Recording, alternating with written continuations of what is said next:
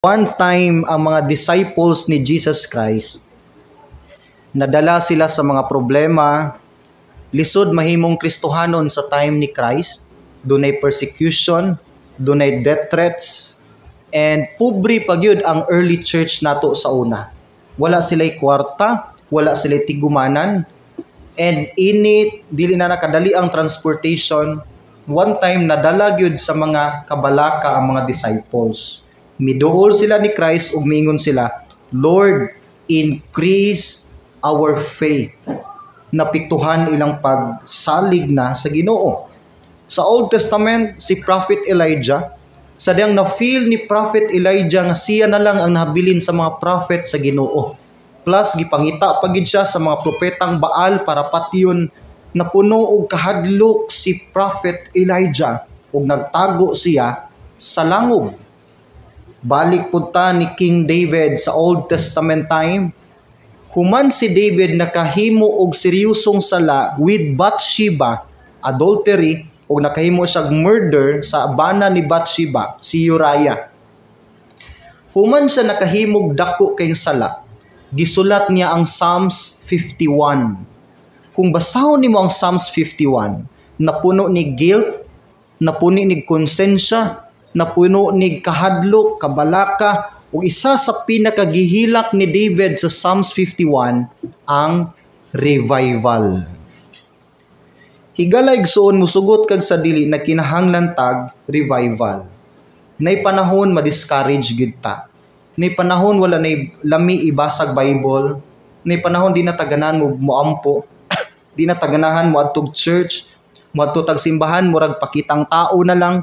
Musaya tong smiles, murag pugso na lang natong smile para di malain si igsuon nato.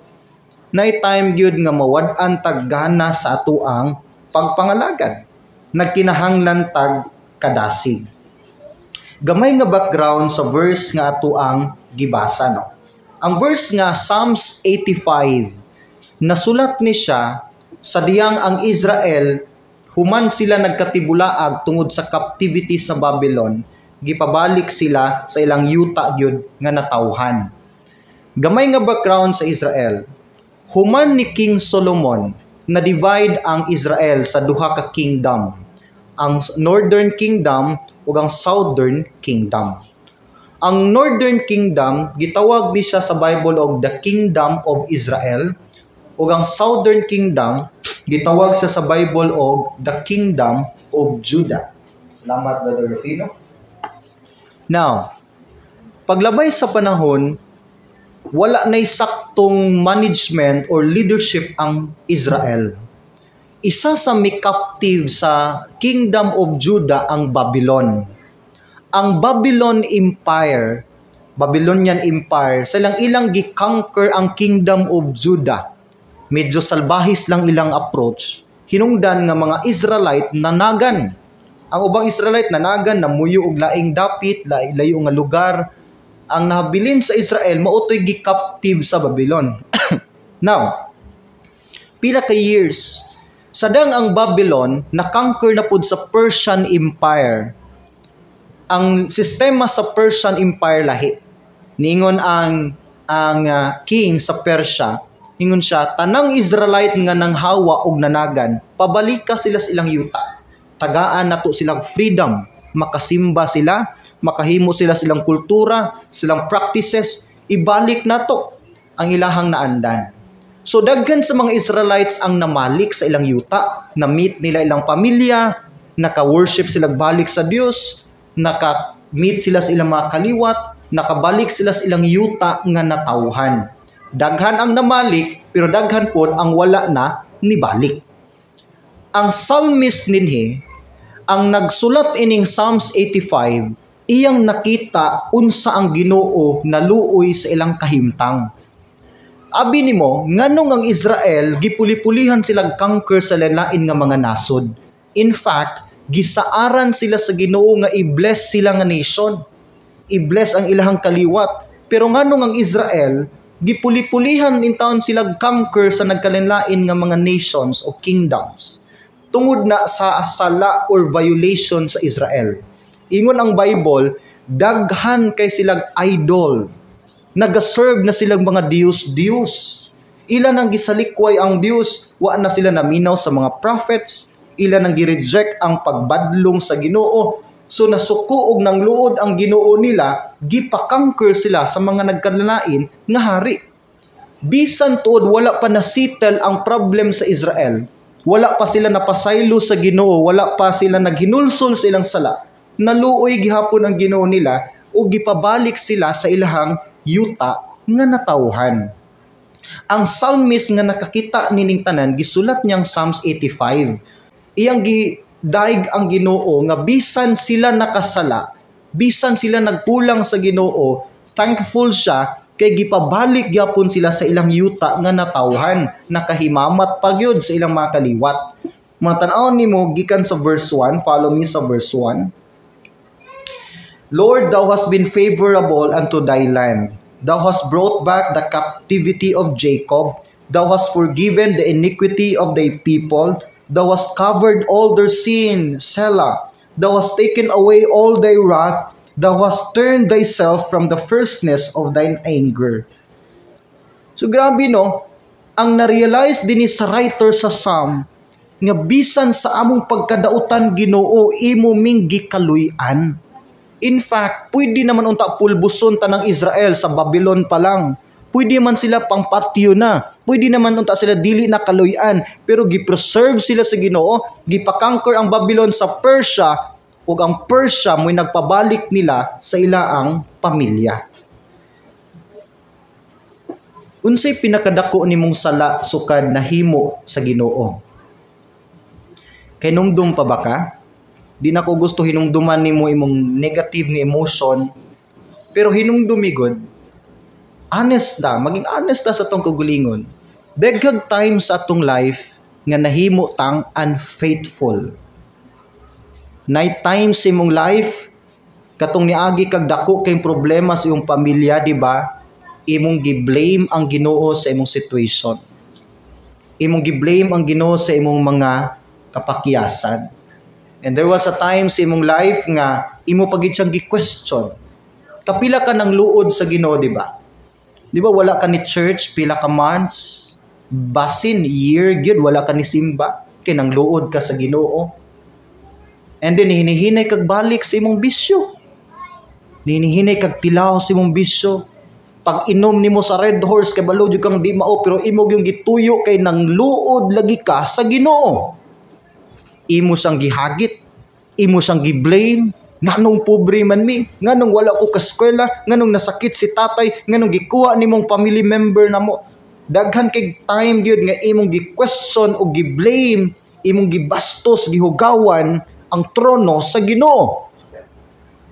Pero kay balo ba ka nadto nga time unsa gibuhat sa Ginoo nimo? Na-admit ba ka sa emergency? Wala ba kanya pakanag pila ka adlaw? Dili man. Gani last month, few months ago, nag-celebrate pa kas imong birthday, right? Gi-extend pa sa Ginoo imong life. Nga pwede na kanyang tuldukan unta, pwede na tayo tapuson imong pag-exist sa yuta. Pero last week, nangaon pa mong Jollibee sa imong kaliwat, sa imong friends. Nagbitbit pa ka sa imong baby. Nakakita pa ka sa imong apo, imong gikugos-kugos. Nagbanding pa mo si mong friends sa mall, na-enjoy pa nimo ang beauty sa life, pero likod niya ng tanan, ikaw admitted nga daghan kay kag pagkulang sa Ginoo. Grace ug mercy ang tawag ni ana. Mercy, gikaluy-an ka sa Ginoo, wala niya gihatag ang angayan unta kang tagaan. Angayan naman unta tang tapuson. Di ba sa imong life daghag hapit nga hapit ko na disgrasya. Hapit ko na disgrasya. Hapit lang. Mercy ang tawag niya na.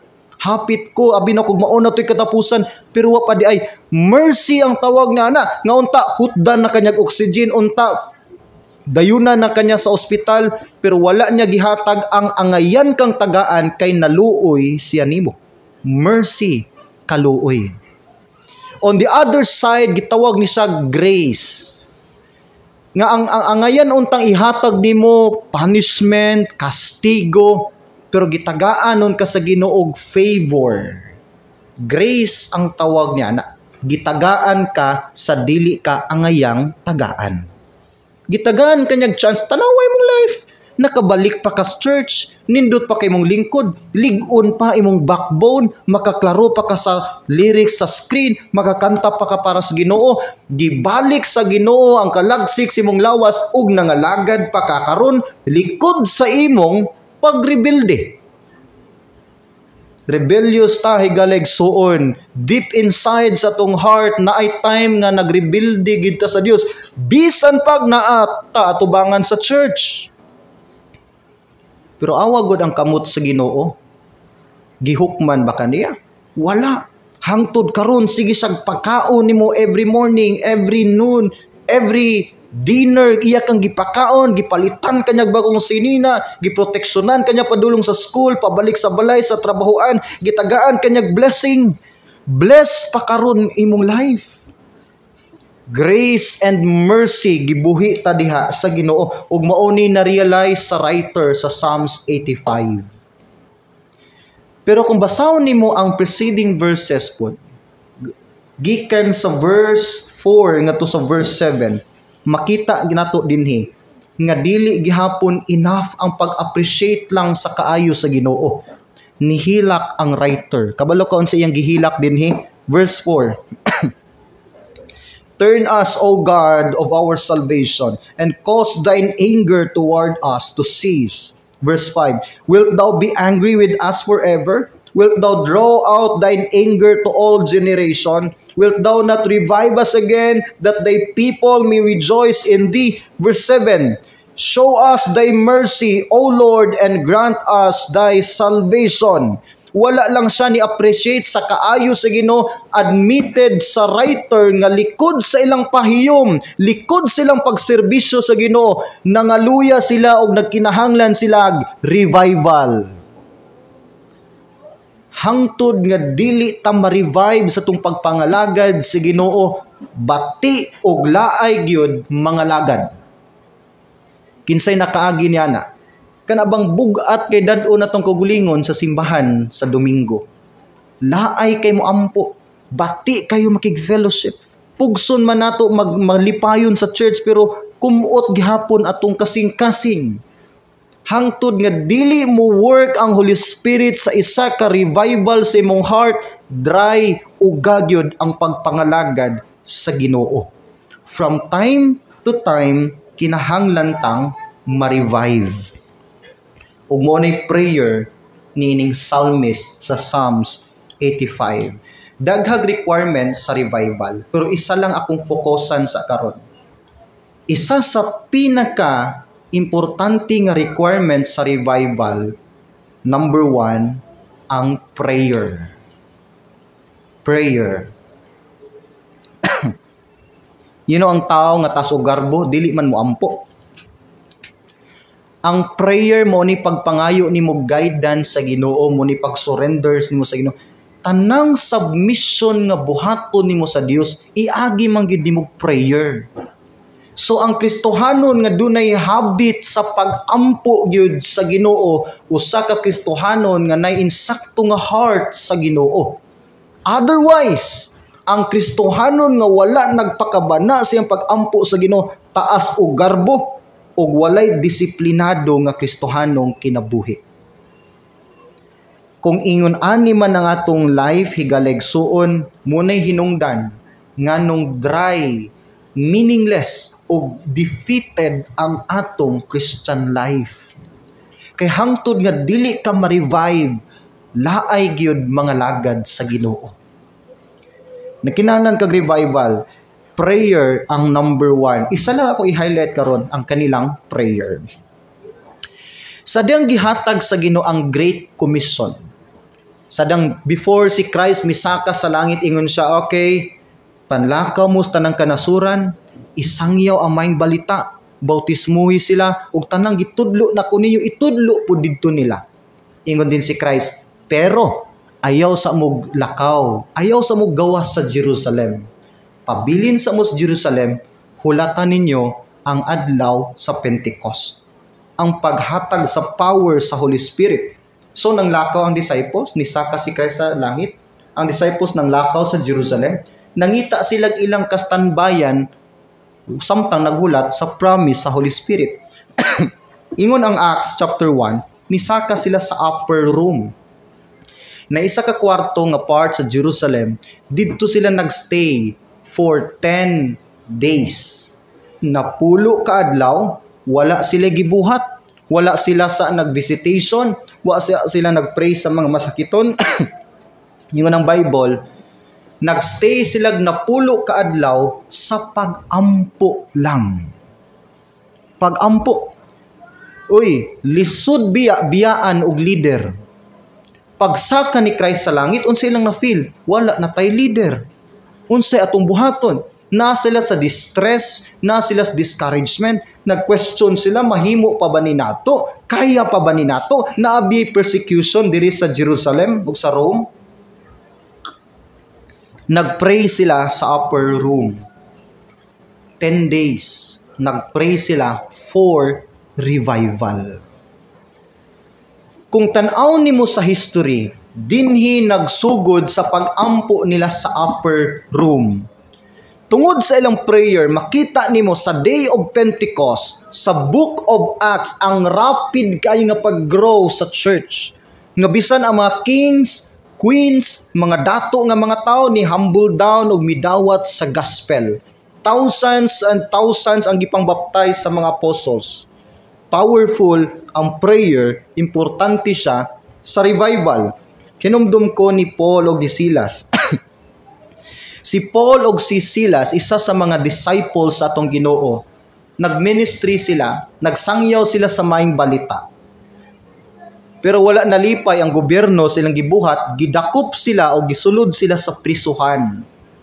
Ang piniriso sa una, dili basta-basta, gibutang pagid sila sa pinaka-inner part sa prisuhan. Kaya ang prisuhan nila na may rihas, sunod rihas, daghan kay kag-agian. Dito sila gibutang sa pinakasuok yun nga bahin. Mura ba sa tamurag Bartolina?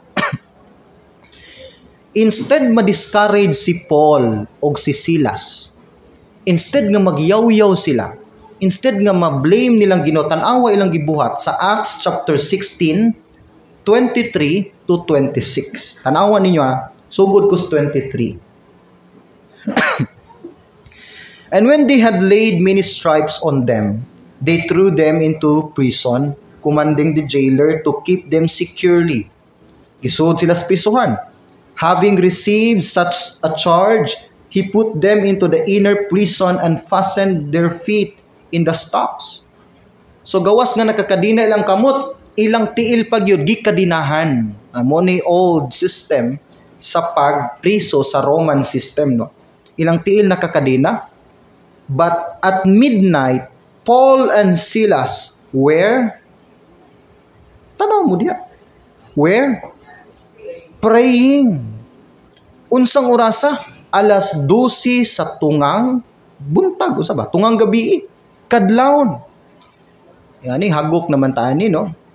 Hinumdumi, baho pagid ilang lugar, walay higdaanan, rihas lang, tugnaw, daghang pagid labod ug bunog ilang buko-buko kay gikan pa ni sila gipang latigo, gibutang sila sa prisuhan. Instead nga manghilak sila, ma-discourage sila, magyaw-yaw sila, ilang gibuhat, nagpray si Paul o si Silas or Silas. We're praying and singing hymns to God. Aside ana, nagsisilag kanta-kanta pa yun. Nanganta pa gid sila. May kalinaw hingpit. Oh, daan na nga kanta siyo. Nanganta pa gid sila. All my life you have been faithful. Dugay na din ang kantahan. No? Ingon ang Bible, and the prisoners were listening to them. Nagsisilag kanta-kanta, hunong na pud sila, nagpray na pud sila, kanta na pud, pray na pud, kanta pray. Ang mga piniriso, naminaw di ay nila. Gani ingon ang Bible, sa katapusan ni apil ang mga jail guard, naminaw pud nila. Abi ni mo sa initabo, verse 26, suddenly there was a great earthquake, so that the foundation of the prison were shaken, and immediately all the doors were opened and everyone's chains were loosed. Sa pagsinig kanta, pagsinig pagampo, nagpakita sila nga wala sila napiktuhan, and they believe nga doon nag-revival sa prayer ang Ginoo milihok. Kalit lang milinog sa kusog kay nga linog, ug nangatangtang ang ilahang kadina. Hinumdumi, dili ni ordinary nga linog. Ang intention nini nga linog gitugot sa Ginoo para mga tangtang ang ilang kadena, nangatumba ang mga rihas, ang prisuhan, nakagawas sila. Gani kung tan-aw nimo ang whole nga story ani, ang mga jail guards nagpanik.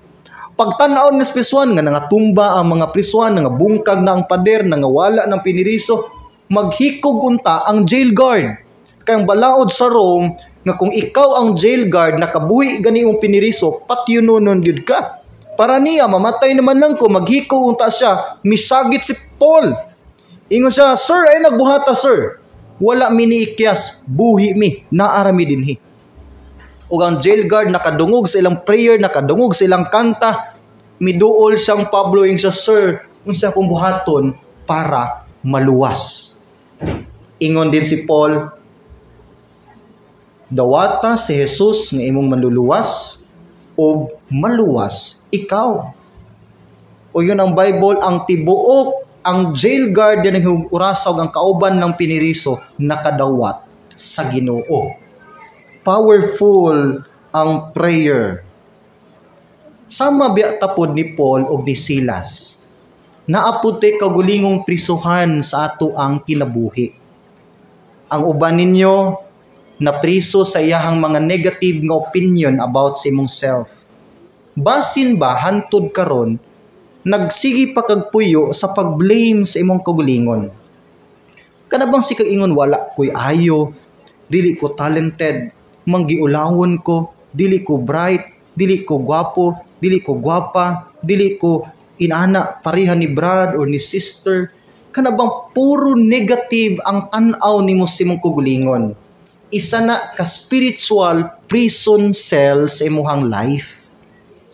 Ang uban po dato dinhi na priso pod sa ato ang past nga mga mistakes. Imong gina-blame imong kagulingon sa sala nimo sa una hangtod karon, nagsige gyapon kag blame. Labi nakita nimo ang damage, ang epekto sa imong nahimong sala, dili ka kapasaylo sa imong kagulingon. Prisuhan na siya. Basin hangtod karon naa gihapon ka diha. Ug uban pod napoy prisuhan sa tong kagulingon nga nagsitag na priso ta sa mga wrong activities ug habits nato. Na priso siguro ka sa imong bisyo. Lisod magid ibiya, pastor. Lisod yun, sultihan ti ka. Diha pod ko gikan. Lisod magid hunungon, pastor. Lisod yun. Ug wa kay abilidad mo hunong yun ni anak. Munang nagkinahanglan kag revival. Ang revival is ani ka spiritual intervention sa Holy Spirit sa imong life aron ang mga strongholds nga mga kadina nga mo'y nagagapos sa imong potential sa imong spiritual life iya nang bugtuon.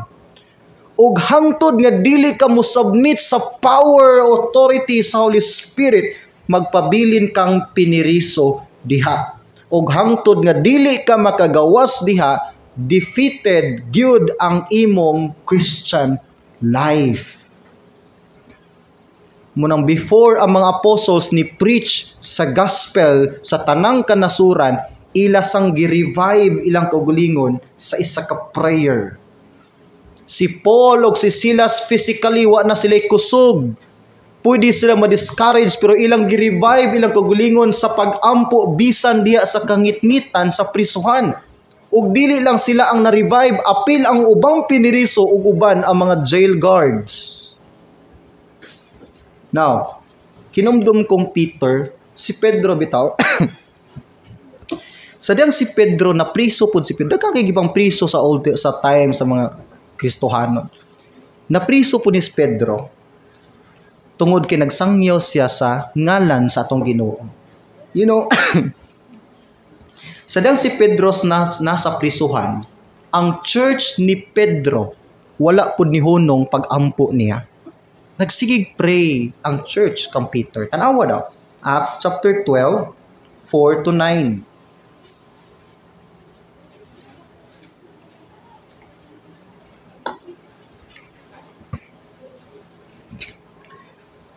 Acts chapter 12 verse 4. So when they had arrested him, he put him in prison and delivered him for 4 squads of soldiers to keep him, intending to bring him before the people after Passover. Peter was therefore kept in prison, but, tanawa, constant prayer was offered to God for him by the church. Si Pedro, gipriso si Pedro, kay nagsangyaw siyang Kristo. Ang gihimo sa church, pobre lang biya ang church kaniadto. Wala sila mga political influence, wala sila kailas gobyerno, wala sila mga professional kay nga mga members, ordinaryo ug pobre lang sila, wala sila church building. Ang pinakamahimo lang gyud sa church kaniadto ang prayer. So samtang si Pedro gipriso sa prisuhan, ang church nagsigig ampo. Tanawa ha. Verse 6. And when Herod was about to bring him out, that night Peter was sleeping, bound with 2 chains between 2 soldiers, and the guards before the door were keeping the prison.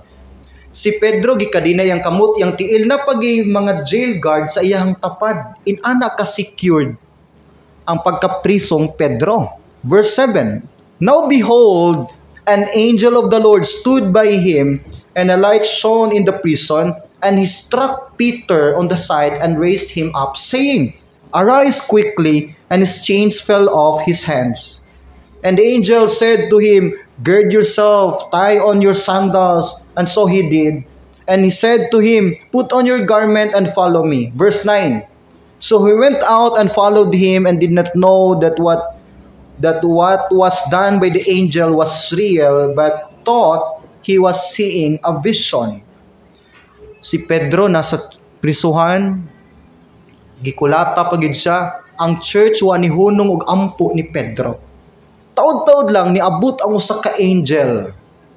Gipatulog sa anghel ang tanang jail guard, ang tanang tao, gawas lang ni Pedro. Gikuhit sa angel si Pedro, Pedro, bangon diha.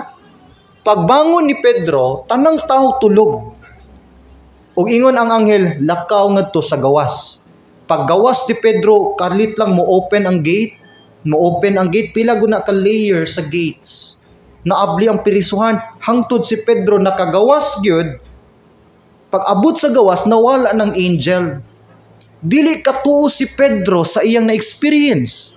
So ang unang Pedro ay muadto ko sa church. So si Pedro, dali siyang miadto sa church. Now, timan niya, aning tayma, ang church nagampo pang Pedro.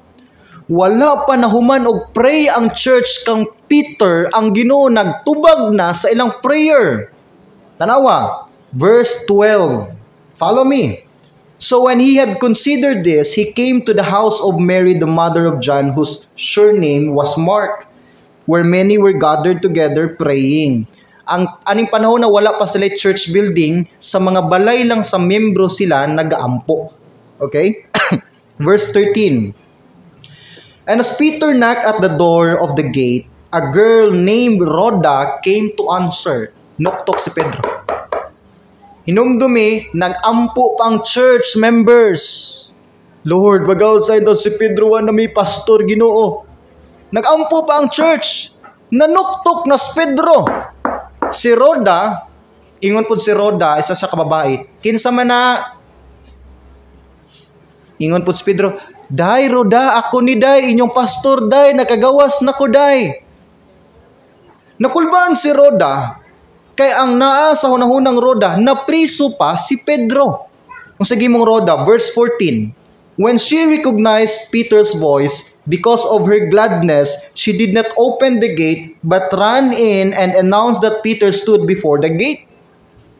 So nidagan, murag nahadlok siya, uy, ampo pa man to, mong naman ni basig-basig kawatan ni. Tagan sa dito sa sulod. Kung sa gibuhat niya, uy, hunos sa mong ampo, hunos, si Pedro ba nanuktok sa gate? Nya to usab paghilom na ay padayon may ampo. Mo bitaw lang gibot 15. But they said to her, "You are beside yourself." Yet she kept insisting that it was so. So they said, "It is his angel." Oh. Kunong sa uban na si Pedro lagi atong pastor na nuktok. Nas Pastor John dito. Nang hutoy-hutoy pa ganito, iya gitong tingog. Pagpuyo lagi diha nagampo, siya lagi to ingo po sa iya gro ng angel. Naatay guardian angel biya. No, kana bitong hapit ka madisgrasya. Posible imo ng guardian angel ni protect. Naay guardian angel matag anak gyud sa Ginoo. Muna ingon din niyo, basin iya tong guardian angel oy. O ako putos roda, ay gibiyaan din niya guardian, gibiyaan niya Pedro Bison, ani yang guardian angel ato. Tanawa. Nihuno si Pedro wa naging iya naging siya, ablihi ko, na ana nagis Pedro. Dugay siya wa sa kahulat ni Roda. 16. Now Peter continued knocking, and when they opened the door and saw him, they were astonished. Ingon din si Roda, di lagi nihilak na gid taon si Roda. Si Pedro lagi ni ba, di mahadok mo siyang balik, kay basig umo. Di giubanan sa honon sa tagampo. Honon sa tatong tanawon ning gingon sa bata. So nanggawa sila. Gi-open na lang gate, pagtanaw nila. Si Pedro man gyud. Tanawa ang power sa prayer. Ang power sa prayer. Wapa sila na human og pray, nakagawas na si Pedro. Inani ka powerful ang prayer biya sa church. Isa sa ministry sa church, dili laman ang pagwali, dili laman ang pag-Bible study, dili laman ang pagpakaon sa mga bata or kabus. Isa sa importante nga ministry sa church ang pag-pray sa mga nangaluya nga member. Amen? Taon-taon lang matingala to, naman si Brad nakasimba. Ni kanta pa man to naging Domingo. Si sister po nawa po kalit. Unsa ka to siya nagpa-pre-request pa ganito nga mo abroad. Kasi naka-abroad na. Daghang tag pasangin lang na nawa to kay kuan, pero matag usab ya nato naatay gibug-aton. Natay problema nga ikaw lang og imong lula imong ginasharean. Di ba si lola natong sharean kasi lola mo ingon-ingon naman bitaw dong. Di ba di man taganahan og tambag, di ta gusto kasab-an, may si lola kay di na mga saba. Natay problema nga ikaw lang og ang Ginoo imong ginasharean. Nga bisag unsaon natong pugos mo simba, wa nay gana mo simba. Madalatas kaluyahon, madalatas sa discouragement, o isa sa duty sa church gyud ang pag-pray sa mga nangaluya. You know, karong Huwebes moadto kog Usamis. Ilang pastor kabando ma'am. Ako'y ilang speaker sa church revival daw nila. Diyo mo na, revival. Now, unsaon man ako na, kung dili mo work ang Holy Spirit nako, amura ragid ko ditong nagstorya-storya. So, nagkinahanglan ko sa inyong prayer. Amen? Nga dili in town ko mapriso dito. Kung mapriso ang po ko, ampo na po ko ninyo makagawas. Human diha, mubiyahe na po ko 15 hours ingon pang Bradweng. 15 hours from Osamis to Surigao. Domingo na po dito, ni kaugma, muwali na po ko Thanksgiving service. So, pagpasalamat na po. Human kumuwalig revival sa Osamis, muwala ni po ko pagpasalamat. So, i-pray na po ko ninyo, ha? Amen? Nga di na po ko madakpan sa Siargao. Bitaw, nagkinahanglan yun kong prayer. Ang trabaho sa mga pastor, biya, kami biya frontliner biya sa gera. Oh, kamo, magsino, pastor, asa ka antumi, manaan ragid mo. Pero ang una biyang nas gera gyud, ang mga leaders.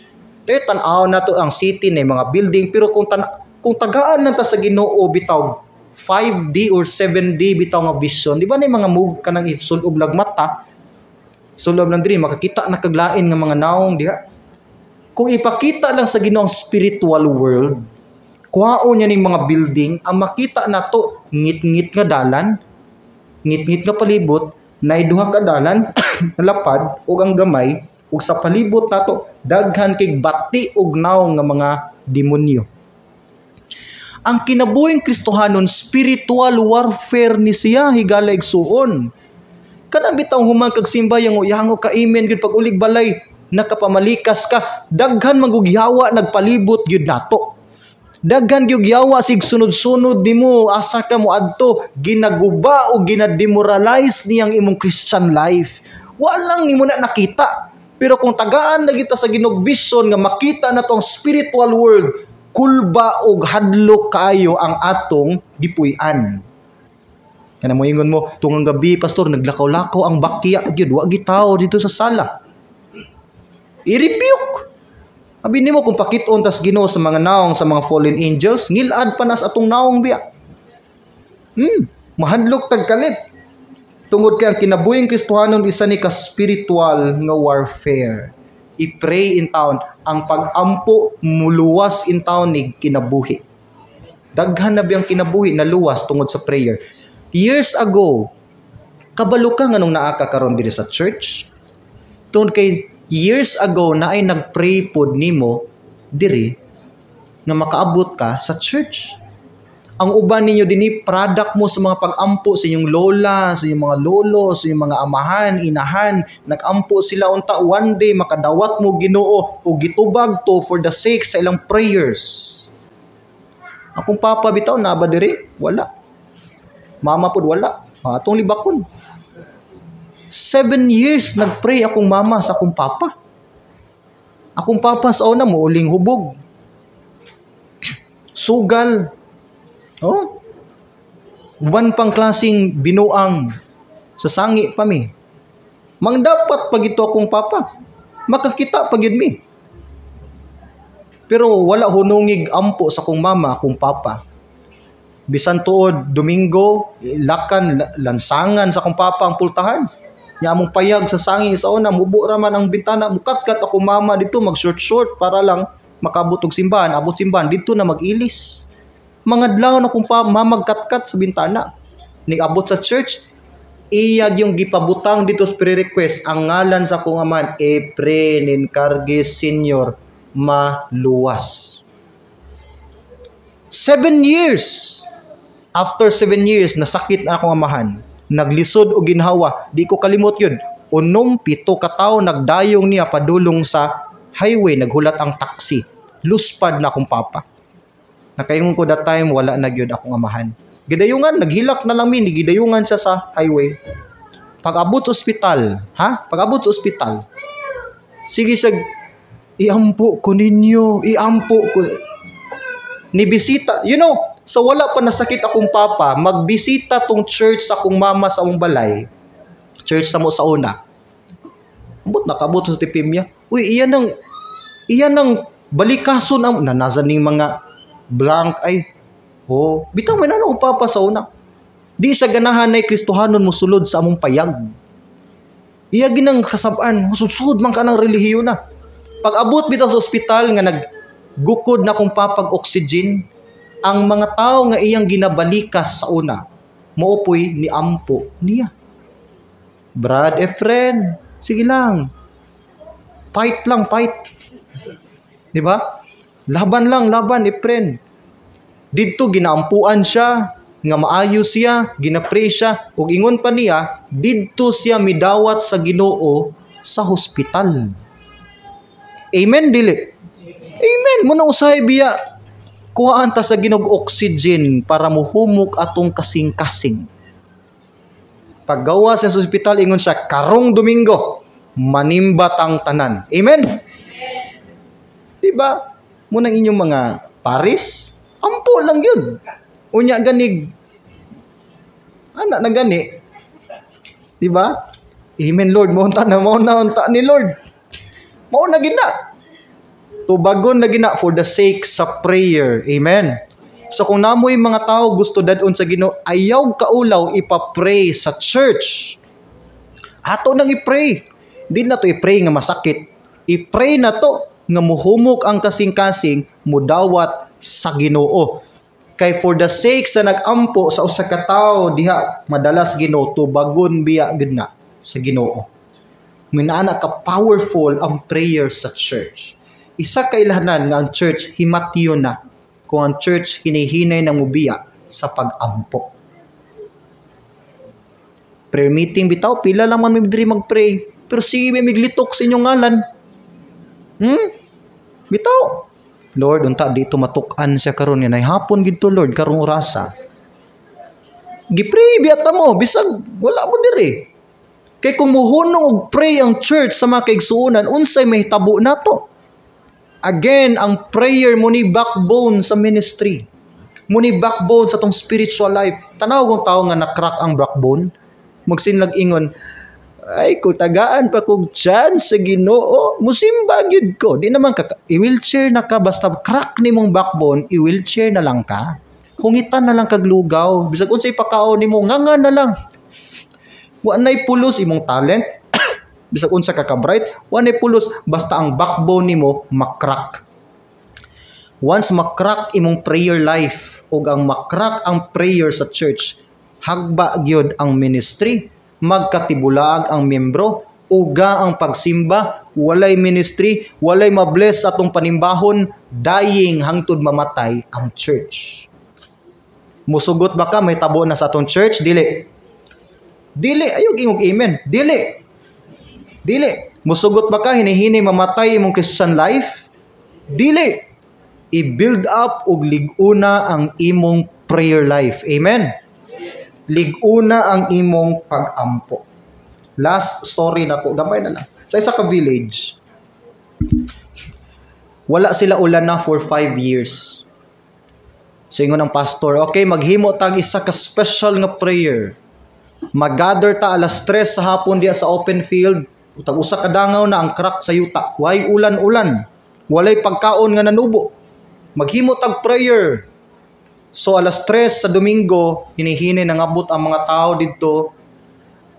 Nagampo sila nga dunay ulan. Yun na pastor, magampo ta nga ulanon ta sa Ginoo 5 years na.